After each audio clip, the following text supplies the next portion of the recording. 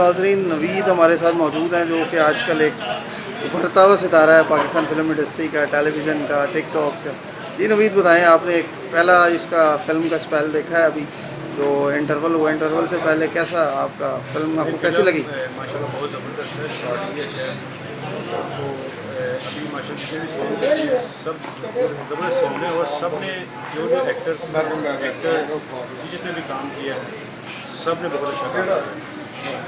और अभी तक तो हाफ टाइम तक मैंने फिल्म देखी है तो बिल्कुल भी बोर नहीं हुआ। आपकी कोई फ़िल्म नहीं जो इस वक्त ईद पे लगी हो आपकी, जिसमें आपने काम किया? आप भी तो काफ़ी फ़िल्म कर रहे हैं। बस वो लग रही थी कुछ बोलने की वजह से प्रॉब्लम। इंशाल्लाह मेरी जो मूवीज़ है वो कितनी फिल्में तैयार हैं आपकी अपनी? कितनी कितनी फिल्म हैं जो तैयार हैं, उनके क्या क्या नाम? मेरी फिल्म 4-5 जो अच्छा, कौन कौन सी हैं उनके नाम? दुनिया प्यार थी, गुजरवीर, बरूर और इसके अलावा जिन्हें की आरज़ू। उसमें मेन में आप टाइटल कितने में? चारों में चारों फिल्म में टाइटल था। चलो, बहुत शुक्रिया।